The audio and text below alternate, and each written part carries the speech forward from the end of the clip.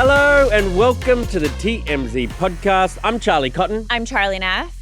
And today, a story that seems like it's out of The Onion. It seems like so unbelievable that Drake is suing over Not Like Us, basically saying that all the numbers were like contrived by Universal Music, who reps both Drake and Kendrick. Yeah, Drake seems like petty boots. It does. Liam Payne, the prosecutors over there in Argentina, are now laying out their case why they believe Liam's friend, Roger Norris, abandoned Liam and thus should be prosecuted. Yeah, it's very, very interesting. And finally, Conor McGregor, he's speaking out about his sexual assault case in which he was found liable for $250,000. He's now coming out to apologize to his wife. Is it wife? Fiance. Is it fiance? I think it's fiance. Or baby mama. They've been together for like 16 years. His longtime partner. Longtime partner. I believe they are fiancés. Oh, okay. To begin with, though, this Drake versus Kendrick beef has taken a turn I didn't see coming.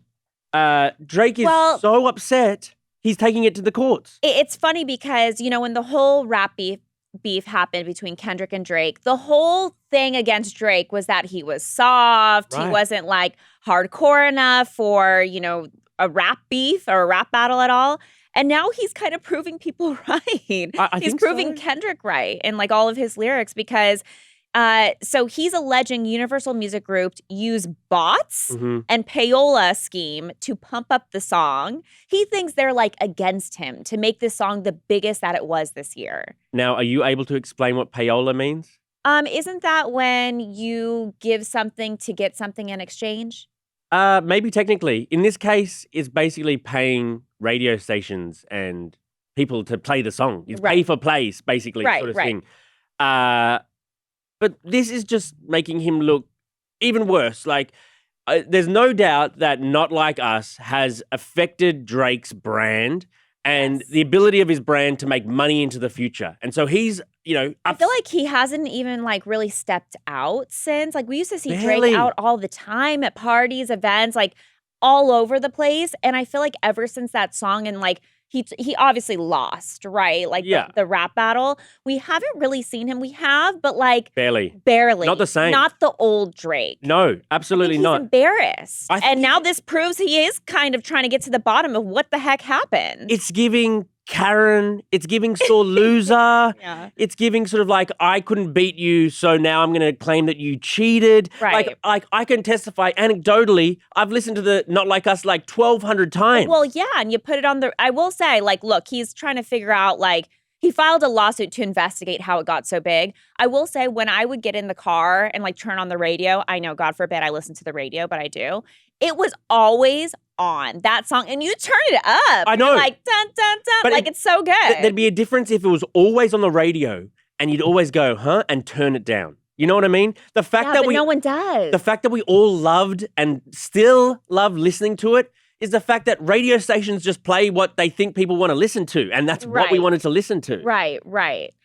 I think it doesn't really add up that he would accuse the radio stations of being like paid out to play the song, because to your point, we would just turn it off and they would show like there's no listeners and they wouldn't play it.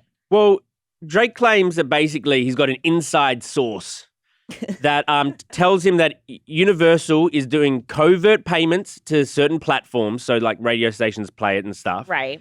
And that the whistleblower claims that they use social media influencers to promote the song. Okay. And so now, he's doing this investigation.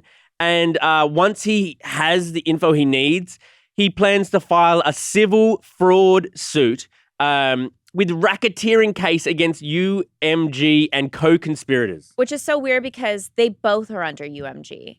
That's the thing. They're both under the same label. He kind of thinks he was renegotiating his terms with Universal. And so they had some sort of motive with making Drake's value go down so they could get him for cheaper when they re-signed him. Ooh. That's what he thinks they were doing. I mean, okay. That sounds possible, right? But, this is now public. And your public persona is everything, especially if you're a rapper, like your brand, or actually in the entertainment industry, your brand is everything. Yes. Your brand is king. And so his whole thing in the rap battle was he lost because people were like, oh, you're soft. And then doing stuff like this and not letting it go, it shows you're soft, you're sour grapes over losing. I don't know how deep you are into sort of rap beef, Charlie, but I mean, I'm from the West Coast. but Drake was trying to. Is that? I mean, yeah. That's. I mean, the biggest rap battle ever was True. West Coast versus East Coast. Who am I referring to? Tupac and Biggie, All right, obviously. Good. All right, you're Australian, so I don't know sometimes. Drake was calling Kendrick soft before all of this transpired. Yeah, he was saying, why aren't you coming out trying to come at me? He was saying, you're soft, like, you can't beat me. And so then Kendrick comes out with the first. Hard, yeah. And then now he gets beaten terribly. It's like, this is only making me want to listen to Not Like Us more. Yeah. I was already listening to the Kendrick new album, but now I'm going to listen to it more. It's fantastic. Yep. You know what I mean? Like, and he's not going away anytime soon. Like, this only helps him. He's doing the Super Bowl. This helps Kendrick. So what are you, like, at every step, I feel like Drake has made the wrong choice here. And I feel like now that people know it does get to Drake, oh man. Yeah. If that guy steps into like, courtside at Laker game or whatever, oh, they're going to turn that song up. You're going to get him in his feelings. Yes, yes. A video of him, his reaction to hearing the song, that's king. Okay, on to our next story. The prosecutors in the Liam Payne case over in Argentina are accusing his friend who was with him of this thing called abandonment. Yeah, we kind of talked about this. I thought this was so strange. So basically, there's 3 people that have been charged, right, in connection to Liam's death, providing drugs or whatever. But there's this one guy, Roger Norris. He's been like extremely close to Liam in the last months of his life. He was one of 2 people that was charged with this abandonment charge, which is so strange. It's not something that we really have here. But so they both, Liam and this guy Roger, traveled to Argentina together, but Liam stayed at the Casa Sur Hotel alone. And Roger apparently had stayed somewhere else. And Liam's dad said in May that Roger volunteered to take over Liam's care and arranged to put him in rehab. But that was many months before. Yes. Like he's only a friend. He can only right. There's do only so much. And he's like, Liam's an adult, yeah. right? Like in his 30s, right? That's why I think like all of this, like people saying, oh, it was the hotel employees or. Well, people automatically look for someone to blame, and you never really want to blame the person that is no longer here, right? Even though, you are responsible for your own actions, your own decisions. Yes. I feel like, people want to blame the hotel employees who carried him into his room or the hotel employees who like gave him the drugs. Whereas like reading the text messages that Liam had with Roger, this guy just like, you can only blame yourself. I'm sorry, but he ordered in total 9 bottles of whiskey over the last couple of days of his life. Yeah. 9 bottles of whiskey. He ordered. But doesn't that show you, like, if you got that text from me, let's say I was texting you, like, get me bottles of wine. Like, what else was he saying? He was like, I'm going to get with a hooker tonight. Can you give me 8 grams of cocaine? He asked for a lot of coke. If I was texting you that, you'd be like alarmed, right? Yeah, but then do I need to like stay with you and at your house 24 hours a day to make sure that you don't do something crazy? Because no, but this guy was, according to the dad, in charge of him like getting help and getting clean. You can't give a friend that like you're going to get this guy clean. You know how hard it is for anyone to get someone clean, let alone like a friend traveling with him, probably partying with him. And, Roger's side, and it seems like the text backed this up, Roger says that he checked on Liam 3 times the day he died. But prosecutors say Roger knew Liam was clearly off the wagon, and they're blaming him. I just think that's so hard to like prosecute that. That's ridiculous. And in fact, they said that now this case is like local rather than federal. Oh, interesting. And so the federal prosecutors who are bringing this case against the friend for abandonment, they have no jurisdiction. It's only the local prosecutors who can like prosecute this case. But I mean, I hope that no one around this gets prosecuted. Liam was obviously a troubled guy going through a troubled thing, and something tragic happened. I mean, this night just sounds like chaotic, right? Like, because in the text messages he says like he wants to get 6 grams of cocaine. He wants all this whiskey. At 11:30 a.m., that's like lunchtime. 2 prostitutes showed up and they told police they had sex with Liam. Roger came back to the hotel at 4 p.m. to pay the prostitutes. That's a long... Wow. I mean, sometimes you pay for like their company. Yeah, right? true. He was lonely right? by Maybe himself. they're partying. Yeah. And at 4 p.m., a staffer claimed Liam was, quote, visibly drunk with dilated pupils. And then at 4 p.m., Roger left.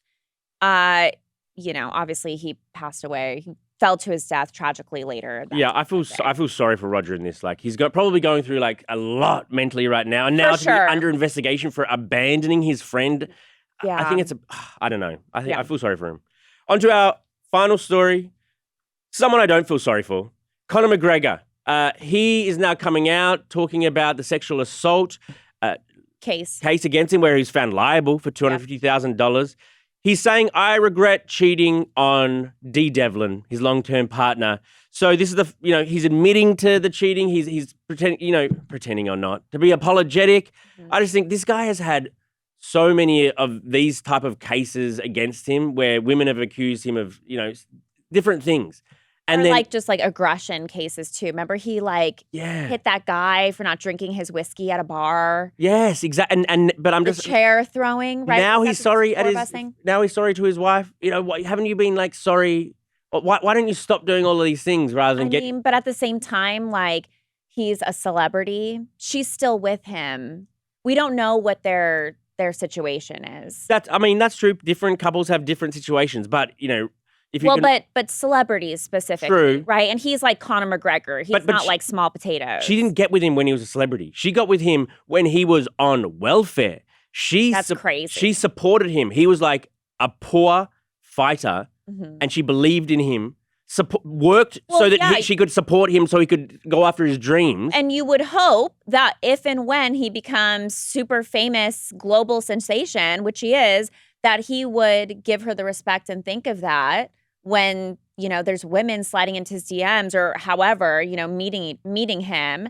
But we've seen this case so many times. We've seen the women stick around in the beginning when they're nothing and then they become famous and then they leave. Even when a jury finds the man liable for sexual assault, and what the woman was alleging, Nikita is her name, was that he pinned her down, strangling her. It was and there terrible. Was apparently she was beaten to a pulp or something. And his wife is standing by her man. It was. Well, this is also the father of her children. So we don't know what battle in her head she's dealing with. That's ride or die, man. By the way, I'm so curious. Did you see a photo of this Nikita girl? Yeah. Does she not look exactly like Dee Devlin?